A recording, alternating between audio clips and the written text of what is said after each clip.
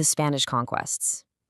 You know, we're usually told this dramatic, sweeping story about a few hundred tough guys toppling vast empires with nothing but steel and pure nerve. And sure, it makes for a gripping story, but honestly, it's completely missing the bigger picture. The reality is a whole lot colder, and frankly, way more calculating. See, Spain wasn't just out there conquering territory.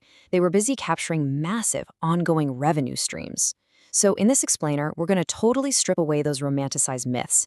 We're going to dive straight into the cold, hard economic reality of how primitive force partnered up with some seriously sophisticated finance to build a global machine. Let's get into it. Think about when Hernán Cortés took down the Aztec Empire, or when Francisco Pizarro captured the Inca Emperor Atahualpa. The immediate payoff? Unbelievable, spectacular plunder. They literally seized enormous stores of accumulated precious metals. But here's the thing. Loot, all on its own, doesn't build an empire. Loot is just a spike. It's a temporary windfall, right? Spain's absolute genius breakthrough, the real secret sauce that gave them total global dominance, was building a permanent running system. They transitioned from simply, stealing a bunch of accumulated treasure to actually controlling the machinery that produced that wealth continuously. The land, the labor, the deep mines, the trade routes, they grabbed the whole shebang. Section 1, From Adventure to Empire, the Imperial Shortcut. Let's break down how this corporate takeover actually worked on the ground. Because Spain didn't build its American economy from scratch. No way. That would have been way too expensive and honestly just too difficult. Instead, they smartly repurposed what was already sitting right in front of them. In both Mesoamerica and the Andes, these conquerors walked into complex, highly organized societies that already knew exactly how to move food, labor, and materials across huge distances. So the Spanish basically followed 3 steps. Step 1, conquer a complex society. Step 2, keep the logistical pipes perfectly intact. And step 3, simply change the destination of where all that wealth flows, redirecting it straight to the Spanish crown, colonial elites, and European markets. It's the ultimate imperial shortcut. Section 2, the price of extraction, the evolution of coercion. To really grasp this, we've got to look at the human engine making all of this hum. Now, what's absolutely fascinating about the encomienda system is how neatly it solved a massive early headache for Spain. Think about it. The empire desperately needed labor, the conquerors were demanding a big reward for taking all those risks, and the crown? Well, they wanted to establish order without actually opening their wallets to pay for an occupation. Enter the encomienda. It gave conquerors the right to demand work and tribute from indigenous communities. Sure, on paper, it was all wrapped up in this legal fiction of protection and Christian instruction, kind of framed as a noble civilizing mission. But in reality, come on, it was organized appropriation. It was coercion dressed up in legal jargon. They basically forced the conquered to finance their very own occupation. And this perfectly and quite darkly illustrates the evolution of that exploitation. See, as horrific Eurasian diseases and utterly brutal working conditions triggered a catastrophic demographic collapse among the native populations, the empire couldn't just walk away from its wealth. No, they just reorganized the coercion. Up in the Andes, this evolved into something called the mita. Now, the mita was a highly systematized labor draft. Every single year, it pulled thousands of indigenous men away from their homes and forced them into the grueling, wildly dangerous mines and refineries. And we have to be clear here, this brutality, it wasn't an accident or a glitch in the system. It was an embedded, absolutely necessary feature of their economic balance sheet. Section 3, the silver machine, the real weight of the empire. Okay, so gold might have given us all the glittering mythology, right? But it was actually a totally different metal that was paying the empire's bills. Silver. We're talking millions of silver pesos. That is exactly what the legendary mountain of Potosi, way up high in the Andes, was yielding every single year at its absolute peak. This one single mountain, the Cerro Rico, it became one of the most spectacular, jaw-dropping sources of wealth in all of early modern history. It literally outproduced any rival silver complex on the entire planet. So yeah, silver was the true, undeniable financial weight of the Spanish Empire. But we can't just think of Potosi as some lonely hole in the ground. It was the beating heart of a massive, brutal colonial economy built completely around extraction. Let's look at the actual anatomy of this operation. First, you control an incredibly rich natural asset.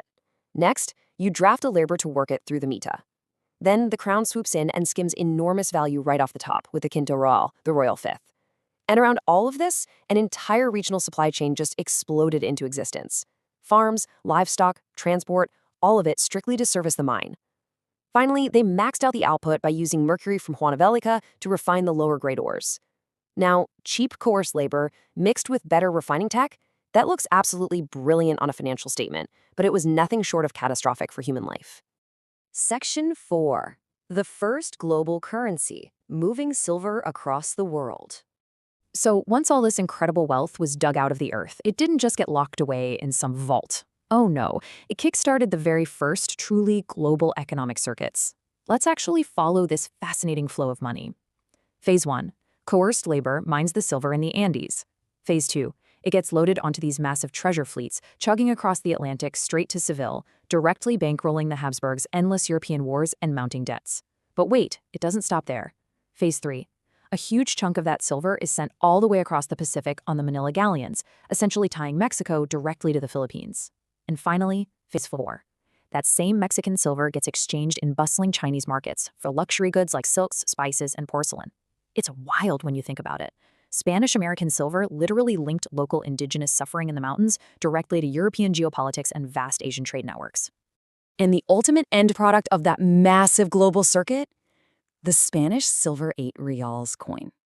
Because its metal content was so incredibly reliable, and because they were stamping these things out on such a mind-boggling scale, it quickly became the most recognizable trusted coin on Earth. Way before the modern US dollar, this was the standard. And honestly, this teaches us a really fundamental lesson about geopolitics. True global power, it's not just about planting flags on maps. It is about having the raw ability to shape the money that the entire world uses to trade, far, far beyond your own borders.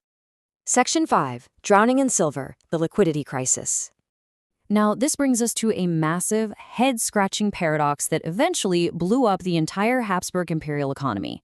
It's a great mystery we really need to unpack here. How exactly does a world-spanning empire, literally drowning in millions of pesos fresh silver every year, manage to run out of money? It's crazy. By the reign of Philip II, the Spanish monarchy had basically thrown their hands up and declared bankruptcy multiple times. I know, it sounds totally impossible, but the mechanics behind this massive financial faceplant are incredibly revealing. The absolutely crucial takeaway here is that having super easy access to treasure totally disguised a very fragile, rotting reality underneath. Just look at the disastrous financial mistakes they made. First off, the crown was constantly borrowing cash against expected future silver inflows. They were treating tomorrow's money as if it was already in their pockets today, which led them straight into those royal bankruptcies. Secondly, all that easy wealth actually made Spain kind of lazy. They just bought imported foreign manufactured goods instead of building up their own domestic productive strength. Third, dumping all that precious metal into the economy triggered what historians call the price revolution, basically a massive wave of crippling inflation that swept across Europe. And fourth, they blew all that silver fighting endless multi-front foreign wars. Bottom line, they fatally mistook raw liquidity for actual sustainable economic strength. Section 6. The final lesson. Force, finance, and real wealth. Now, you might be thinking, well, this is all just ancient history, right? Wrong. The failures of this 16th century macroeconomic machine map directly onto modern geopolitics. Sure, the tech has leveled up, but the mechanics, they are eerily familiar. The grammar of a resource empire barely changes. Whether the strategic asset is 16th century silver or modern-day oil, cobalt, or advanced semiconductors, the playbook is basically identical. You identify the asset, you secure the choke point through brute force and labor control. You channel all that immense wealth through global financial networks. You use that sweet windfall to inflate your military and political prestige while totally ignoring your underlying domestic productivity.